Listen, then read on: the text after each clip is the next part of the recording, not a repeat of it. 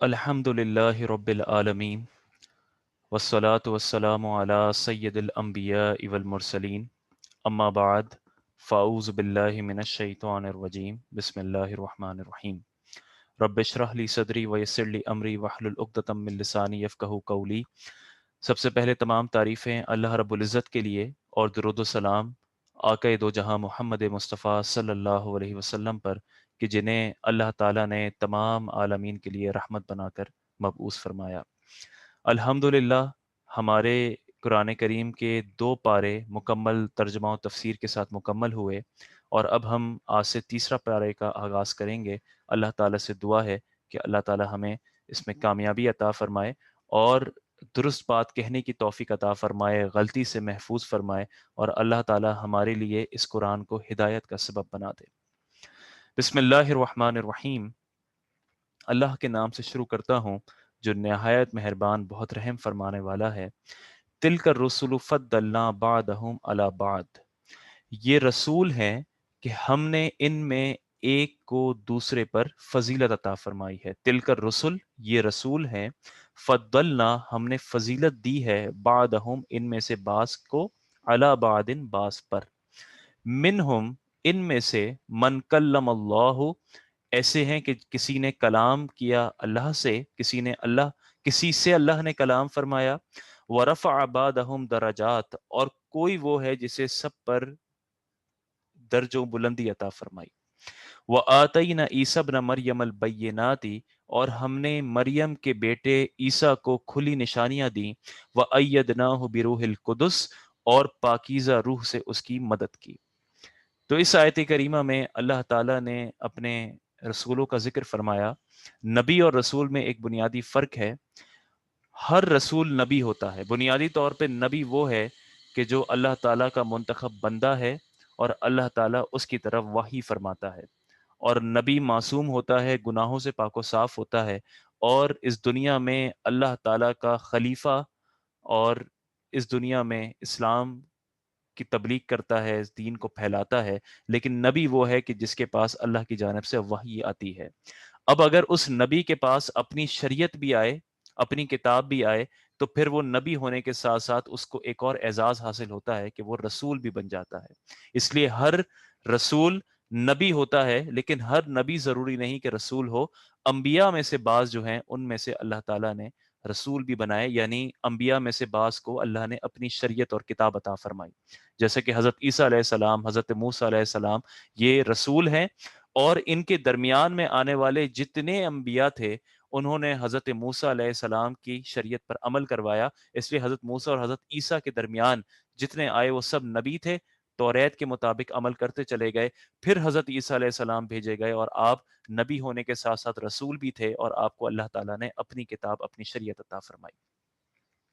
تو یہاں پہ اللہ تعالیٰ نے فرمایا کہ تلک الرسل، یہ رسول ہیں کہ جن میں سے ہم نے بعض کو بعض پر فضیلت عطا فرمائی ہے۔ قرآن کریم میں متعدد جگہ پر ہمیں یہ بات ملتی ہے کہ جہاں پہ یہ لکھا ہے کہ لا نفرق بین احد من رسل، کہ ہم رسولوں میں کوئی فرق نہیں کرتے، جبکہ یہاں پر ہے کہ ہم نے رسولوں میں سے بعض کو بعض پر فضیلت عطا فرمائی ہے۔ اس کا معنی یہ ہے کہ رسول ہونے کے اعتبار سے، یعنی ممبرشپ کے اعتبار سے، نفس رسالت میں سب برابر ہیں، ان میں کسی میں فرق نہیں ہے۔ اس کو بالکل اس طرح سمجھیں کہ اگر آپ ایک بینک کی ایگزامپل لے لیں، تو ایک بینک میں آپ کو اسسٹنٹ وائس پریزیڈنٹ بھی نظر آتا ہے، مینیجر آپریشن نظر آتا ہے، ایک نارمل بینکنگ آفیسر ہے، اسی طرح وائس پریزیڈنٹ ہے، سینئر وائس پریزیڈنٹ ہے، ایگزیکٹو سینئر وائس پریزیڈنٹ ہے۔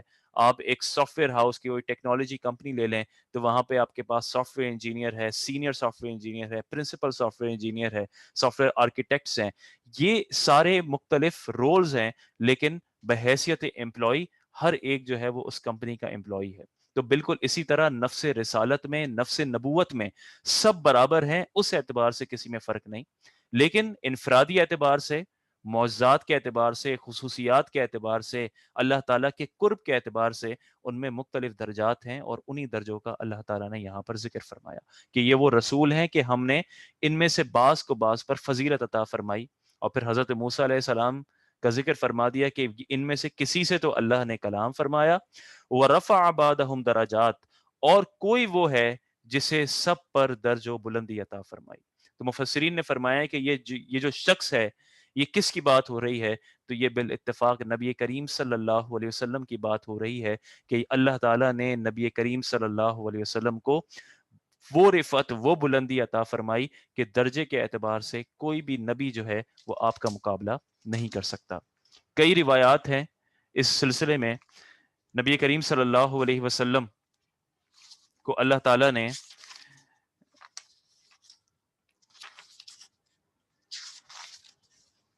حدیث پاک میں آتا ہے، یہ ترمذی شریف کی روایت ہے، حضرت ابن عباس رضی اللہ عنہما بیان کرتے ہیں کہ رسول اللہ صلی اللہ علیہ وسلم کے صحابہ بیٹھے ہوئے آپ کا انتظار کر رہے تھے۔ آپ نکل کر ان کے قریب ہوئے، یعنی حجرے سے باہر نکلے اور ان کی باتیں سننے لگے۔ تو ان میں سے بعض نے تعجب سے کہا کہ اللہ تعالیٰ اپنی مخلوق سے ایک خلیل بنانے لگا تو حضرت ابراہیم کو خلیل بنایا۔ دوسرے نے کہا اس سے زیادہ تعجب کی بات یہ ہے کہ اللہ تعالیٰ نے حضرت موسیٰ کو ہم کلام ہونے کا شرف عطا فرمایا۔ ایک نے کہا کہ حضرت عیسیٰ اللہ کا کلمہ اور اس کی روح ہے۔ دوسرے نے کہا کہ اور حضرت آدم کو اللہ تعالیٰ نے صفی بنایا۔ آپ نے ان کے پاس آ کر ان کو سلام کیا اور فرمایا میں نے تمہارا کلام اور اس پر تعجب سنا کہ ابراہیم اللہ کے خلیل ہیں اور وہ ایسے ہی ہیں، موسیٰ اللہ کے کلیم ہے وہ ایسے ہی ہے، اور عیسیٰ اللہ کا کلمہ اور اس کی روح ہے اور وہ ایسے ہی ہے، اور آدم کو اللہ نے صفی بنایا اور وہ ایسے ہی ہے۔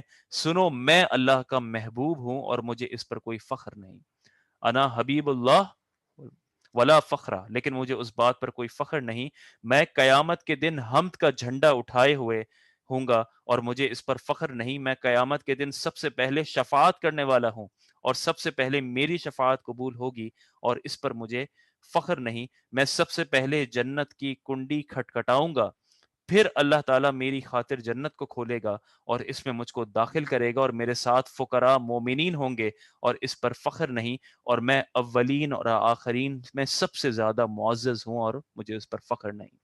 تو نبی کریم صلی اللہ علیہ وسلم نے خود اپنی شان بیان کی کہ میں اللہ کا محبوب ہوں، اس کا حبیب ہوں۔ میری یہ شان ہے کہ اللہ تعالیٰ سب سے پہلے مجھے قیامت میں اٹھائے گا، سب سے پہلے میں شفاعت کروں گا، سب سے پہلے میری شفاعت قبول کی جائے گی اور سب سے پہلے میں جنت میں فقراء مومنین کے لیے داخل ہوں گا۔ لیکن ان تمام خصوصیات کے باوجود، ان تمام کمالات کے باوجود مجھے اس بات پر کوئی فخر نہیں ہے۔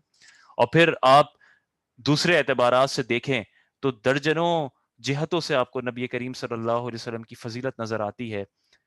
کسی اور نبی کو یہ خصوصیت حاصل نہیں تھی کہ اللہ تعالیٰ اس کی امت پر اجتماعی طور پر عذاب نازل نہ فرمائے، بلکہ وہ تو کوئی دعائے ضرر کرتے اور اجتماعی عذابات آ جاتے، لیکن اللہ تعالیٰ نے خود قرآن کریم میں فرما دیا کہ وما کان اللہ لیعذبہم وانت فیہم، کہ اللہ کی یہ شان نہیں کہ ان پر عذاب نازل فرمائے اس حال میں کہ آپ ان کے درمیان ہیں۔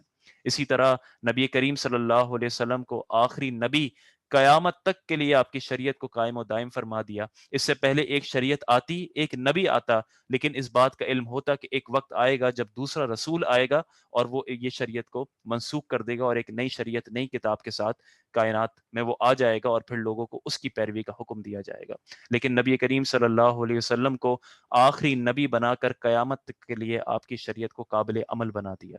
اسی طرح معجزات کے اعتبار سے تمام کمالات کو حضور میں جمع فرما دیا۔ نبی کریم صلی اللہ علیہ وسلم کو مقام محبوبیت عطا فرمایا۔ نبی کریم صلی اللہ علیہ وسلم سے مقام محمود کا وعدہ ہے۔ تمام درجنوں ایسی باتیں ہیں، درجنوں کمالات ہیں کہ جس میں نبی کریم صلی اللہ علیہ وسلم کا کوئی ہمسر نہیں، کوئی آپ کا مقابلہ نہیں کر سکتا۔ اب یہاں پر ایک مسئلہ آتا ہے اور وہ مسئلہ یہ ہے کہ بعض احادیث ایسی ملتی ہیں کہ جس میں خود رسول اللہ صلی اللہ علیہ وسلم نے فرمایا کہ مجھے دوسرے انبیاء پر فضیلت نہ دو۔ یہ بخاری شریف میں بھی یہ حدیث پاک ہے کہ مجھے دوسرے نبی پر فضیلت نہ دو۔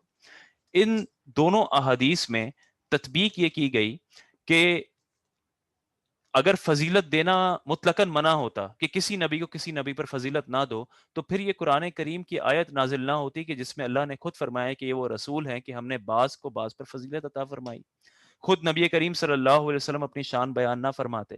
تو علماء نے اس کا جواب یہ دیا کہ اس انداز سے کسی ایک نبی کو دوسرے نبی پر فضیلت دینا کہ دوسرے نبی کے لیے تحقیر ہو، اس کی تنقیص ہو، اس کے لیے کوئی عیب کا پہلو ہو، تو اس طرح دینا جو ہے وہ سخت ممنوع ہے۔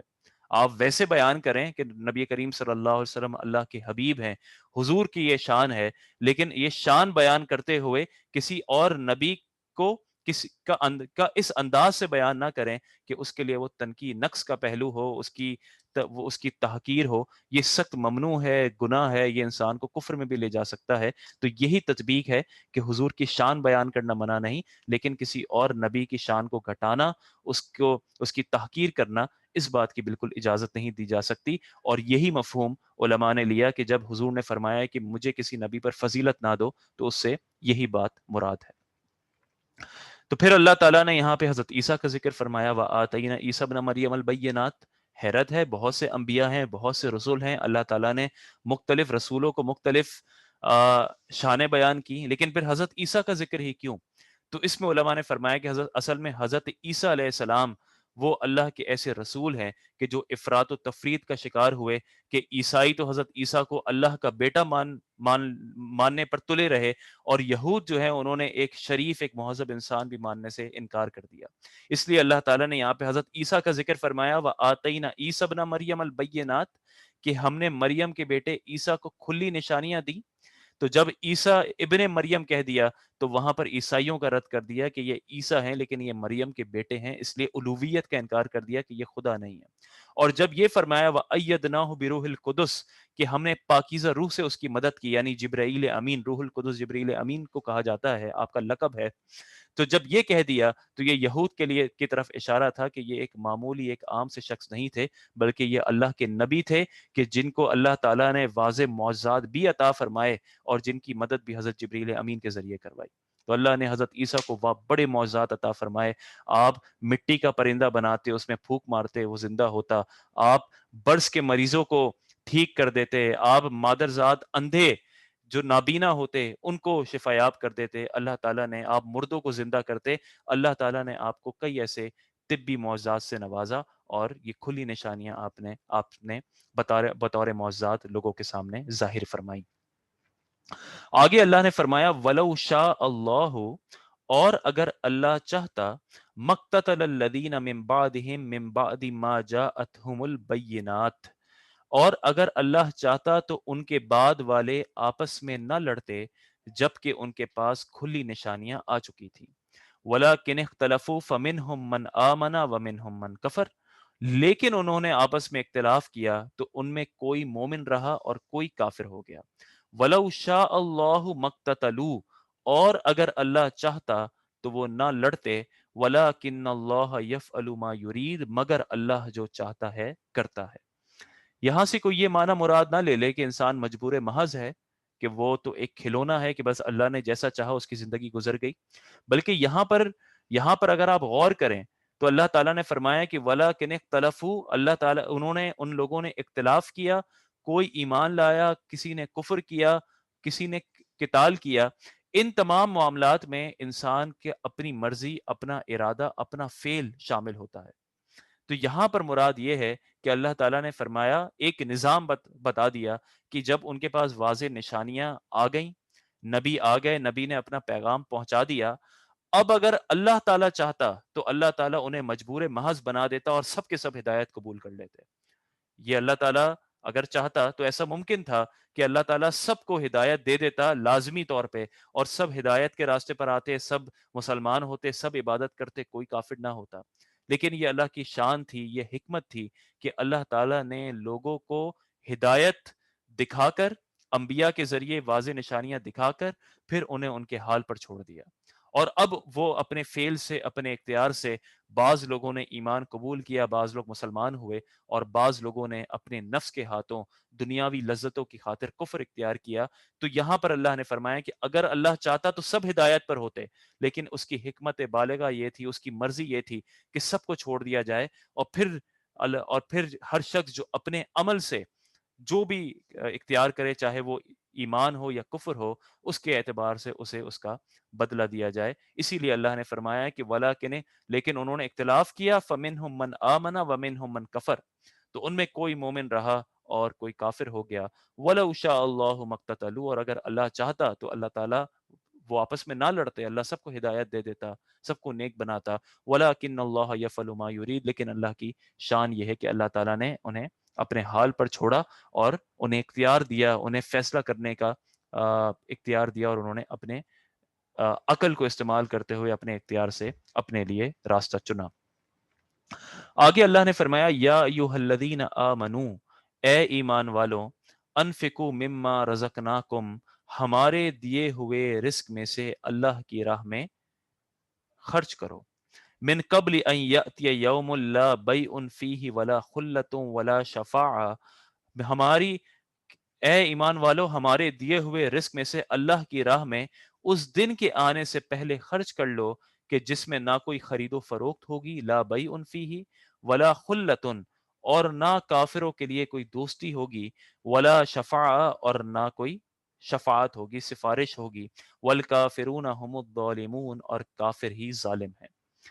بعض علماء نے یہاں سے مراد لیا کہ چونکہ یہاں پہ اللہ نے قیامت کا ذکر کیا ہے, اس لیے یہاں سے وہ صدقات مراد ہیں کہ جو صدقات واجبہ ہیں, یعنی زکوٰۃ, صدقہ فطر, اسی طرح وہ مال خرچ کرنا جیسے قربانی, وہ صدقات کہ جو ضروری ہوں, اور اگر کوئی ادا نہ کرے تو اللہ تعالیٰ نے یہ وعید فرمائی کہ بس پھر اس دن سے ڈرو کہ جس دن کوئی دوستی نہیں ہوگی.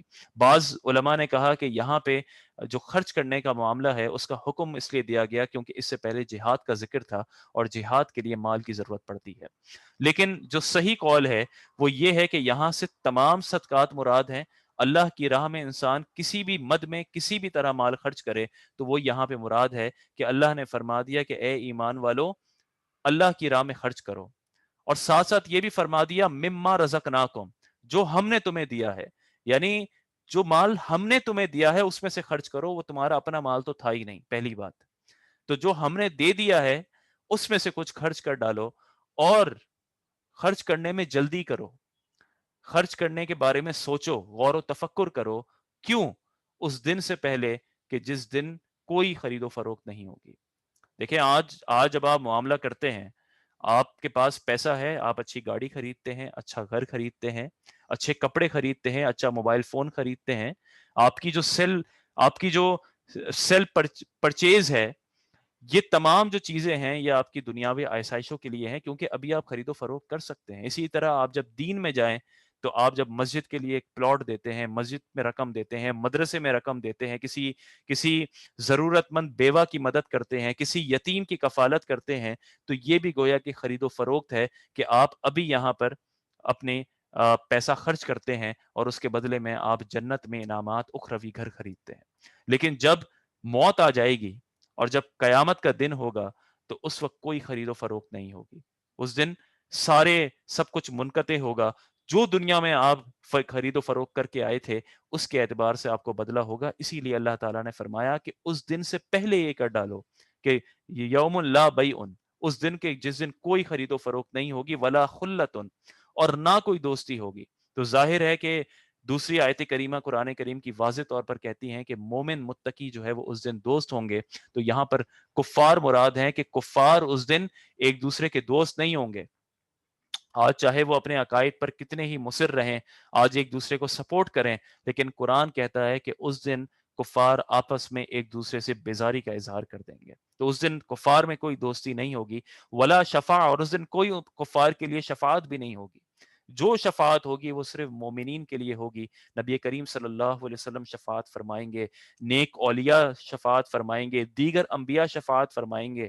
آپ ایک با عمل حافظ قرآن شفاعت کرے گا, ایک کچا بچہ شفاعت کرے گا, دیگر ایسے لوگ کہ جنہیں اللہ تعالیٰ اجازت عطا فرمائے گا وہ اللہ کے اذن سے مومنین کی شفاعت کریں گے. لیکن کافر اس دن شفاعت سے محروم رہے گا. اس لیے کہا کہ اس دن نہ کافروں کے لیے دوستی ہے اور نہ شفاعت ہوگی. والکافرون هم الظالمون, اور کافر ہی ظالم ہیں. اس لیے یہ پتہ چلا کہ اللہ کی راہ میں مال خرچ کرنا چاہیے. جب صدقات واجبات کی بات ہو, یعنی زکوٰۃ کی بات ہو, صدقہ فطر کی بات ہو, تو ظاہر ہے کہ اس میں تو کسی طرح کی سستی ناقابل قبول ہے. جب آپ پر زکوٰۃ لازم ہو تو اسے آپ ادا کریں. لوگ اس میں بہت سستی کا شکار ہوتے ہیں, اللہ کی راہ میں مال خرچ کرتے ہیں لیکن لاپرواہی سے کرتے ہیں. دیکھیں آپ دنیا میں انویسٹمنٹ کرتے ہیں, آپ نے کوئی شیئرز لینے ہو تو آپ 4 لوگوں سے مشورہ کرتے ہیں، بات کرتے ہیں کہ بھائی یہاں پہ انویسٹ کروں یا نہ کروں. آپ نے کوئی پراپرٹی خریدنی ہے تو آپ 10 لوگوں سے مشورہ کرتے ہیں کہ یہ پراپرٹی کس بلڈر کی ہے، یہ جگہ کیسی ہے، یہاں پر برابر میں جو پراپرٹیز ہیں ان کی لیز ہے یا نہیں ہے، اس کی ویلیو کتنی ہے. آپ دنیاوی جو انویسٹمنٹ ہو، آپ جب یونیورسٹی میں داخلہ لیتے ہیں تو اس کے لیے باقاعدہ آپ کئی لوگوں سے مشاورت کرتے ہیں. یہی معاملہ آپ کی دنیاوی ہر کام کا ہے. جب آپ اپنے چھوٹے بچے کو مونٹیسری میں ایڈمیشن کرواتے ہیں تو پورے خاندان میں آپ معلوم کرتے ہیں کہ کون سی جگہ بہتر ہے. اس کا مطلب یہ ہوا کہ آپ کے دنیاوی جتنے کام ہیں وہ مشاورت کے ساتھ ہوتے ہیں. لیکن بہت سے ایسے لوگوں کو دیکھا گیا کہ جو زکوٰۃ کا حساب تک لگانا پسند نہیں کرتے، بلکہ وہ کہتے ہیں بس ہم اللہ کی راہ میں بے حساب دیں گے. اگر انہیں بتایا جائے کہ زکوٰۃ آپ کہاں دے سکتے ہیں کہاں نہیں دے سکتے تو وہ بھی سمجھنے میں دلچسپی نہیں رکھتے، بلکہ وہ کہتے ہیں بس ہم نے دے دیا، اللہ تعالیٰ جانے، اللہ خود ہی حساب کر لے. اس طرح کے جملے بھی سننے کو ملتے ہیں. اس لیے اللہ کی راہ میں مال خرچ کرنا ہے تو جب وہ صدقات واجبہ ہوں تو کم از کم آپ کو اتنا پتہ ہونا چاہیے. اب رمضان قریب ہے، رمضان میں اکثر لوگ زکوٰۃ نکالتے ہیں، تو آپ کے علم میں یہ بات ہونی چاہیے کہ زکوٰۃ کس مال پر لازم ہوتی ہے، کتنی لازم ہوتی ہے، اور زکوٰۃ مجھے کس کو ادا کرنی ہے، ٹوٹل میرا مال کتنا ہے، اس پہ کتنی زکوٰۃ کیلکولیٹ ہوتی ہے، کس کس کو دے سکتا ہوں، کتنے عرصے میں آپ نے دینی ہے، اور دیگر مسائل کے پرائز بانڈ پر زکوٰۃ ہوگی نہیں ہوگی، شیئرز پہ کس پراپرٹی پہ ہوگی کس پر نہیں ہوگی، آپ کی اگر فیکٹری ہے تو کس فیکٹری میں کس چیز پر ہوگی کس پر نہیں ہوگی. یہ تمام مسائل ہر عاقل بالغ مسلمان کے جس پر زکوٰۃ لازم ہو جائے، جو صاحب نصاب ہو، اس کے لیے سیکھنا لازم ہے. اس لیے ان مسائل کو سمجھیں. یہی معاملہ صدقہ فطر کے ساتھ بھی ہے. اور پھر اس کے بعد جو مستحب صدقات ہیں وہ انسان کثرت سے کرتا رہے. بعض اوقات ہم اللہ کی راہ میں مال خرچ کرتے ہیں، بہت سے لوگ ہیں کہ جنہیں اللہ نے توفیق دی ہے، لیکن ہم اکثر اپنا دماغ استعمال نہیں کرنا چاہتے. مثلا ایک کئی سالوں سے کچھ لوگ ہیں جو آپ کے پرانے علاقے کے ہیں، جو ضرورت مند ہیں، آپ ساری زندگی سے انہیں ہر ماہ انہیں ہزاروں روپیہ دے رہے ہیں، حالانکہ اب وہ تنگ دست بھی نہیں ہیں، وہ خوشحال ہیں، ان کے پاس گاڑیاں بھی ہیں، وہ ان کے پاس تمام چیزیں موجود ہیں، لیکن وہ بھی اس عادت میں مشغول ہیں اور آپ بھی بس انہیں دیتے چلے آ رہے ہیں. حالانکہ آپ کے پاس اور بہت سے ایسے مواقع ہیں، ایسے مقامات ہیں کہ جہاں پر آپ پیسہ خرچ کر سکتے ہیں. بعض اوقات کسی ملک میں زلزلہ آتا ہے اور یہاں پر باقاعدہ کیمپیننگ ہوتی ہے، بڑی بڑی آرگنائزیشنز وہاں پر جا کر مدد کرتی ہیں، تو آپ وہاں پر اپنا پیسہ خرچ کریں اور لوگوں کی مدد کریں. آپ کے ہی اطراف میں، آپ کے محلے میں کہیں پر صحیح العقیدہ اہل سنت کا مدرسہ تعمیر ہوتا ہے تو آپ مدرسے میں پیسہ دیں، آپ مسجد میں پیسہ دیں، آپ اپنے لیے جنت کا گھر خریدیں اور اس مال کو خرچ کریں، ورنہ یہ مال یہیں رہ جائے گا. اس لیے ایک توازن ضروری ہے. آپ اپنے لیے بھی بچائیں، اپنی اولاد پر بھی خرچ کریں، لیکن اللہ کی راہ میں خالصتاً خرچ کرتے رہیں. بہت بار ایسا ہوتا ہے کہ انسان اللہ کی راہ میں بھی اس مقام پر خرچ کرتا ہے کہ جہاں سے کوئی ریٹرن ایکسپیکٹڈ ہو، اور وہ بھی دنیاوی ریٹرن ایکسپیکٹڈ ہو. مثلا نیاز کرتا ہے، اپنے مالدار رشتہ داروں کو کثرت سے کھلاتا ہے، اور پھر اگلے ہفتے انہی کے گھر پہ جا کے کھاتا ہے لیکن غریب کو نہیں کھلاتا. تو یہ اس جانب ضرور غور کرنا چاہیے کہ آپ سوچیں کہ کس مقام پر زیادہ ضرورت ہے، کس مقام کے دین کے کس معاملے میں پیسے کی ضرورت ہے، کہاں پہ پیسہ خرچ کرنا چاہیے. آج بہت سے ایسے مدارس ہیں کہ جہاں پر غریب بچے پڑھ رہے ہیں، وہی دین پڑھ رہے ہیں کہ جو دین ہماری ضرورت ہے. اور ہمارے بچے جو دنیاوی تعلیم یافتہ ہوں گے وہ اپنی یونیورسٹیز میں ہوں گے، وہ ڈاکٹرز ہوں گے، وہ انجینئرز ہوں گے، وہ اپنا کام بہت اچھی طرح انجام دیں گے، اور ایک اور وہ بھی دین کے مطابق چلیں گے. لیکن جو دین کی اصل بنیاد ہے، جو دینی عقائد ہیں، دینی مسائل ہیں، وہ ہمیں مدرسے کا ایک غریب بچہ جو ہماری ہی ڈونیشن پہ پڑتا ہے وہی بڑا ہو کے ہماری اس میں رہنمائی کرتا ہے. اس لیے ہمیں اس جانب بھی ضرور سوچنا چاہیے. اس لیے اللہ نے فرما دیا کہ اللہ کی راہ میں اسی کے دیے ہوئے سے خرچ کر دو، اس سے پہلے کہ آخری دن آ جائے. تو اللہ کی راہ میں کثرت سے خرچ کریں، اپنے پڑوس میں، اپنے محلے میں لوگوں کی مدد کریں اس مہنگائی کے دور میں، اور خاص طور پر رمضان المبارک میں اپنے دل کو کشادہ کریں. اللہ تعالیٰ سے دعا ہے کہ اللہ تعالیٰ ہمیں کثرت سے اللہ کی راہ میں مال خرچ کرنے کی توفیق عطا فرمائے. یہاں پر آج ہم اپنے درس قرآن کا اختتام کرتے ہیں. انشاءاللہ اگلے درس میں آیت الکرسی سے آغاز ہوگا. اللہ تعالیٰ سے دعا ہے کہ اللہ تعالیٰ ہماری اس کوشش کو اپنی بارگاہ میں قبول و منظور فرمائے. السلام علیکم ورحمۃ اللہ وبرکاتہ.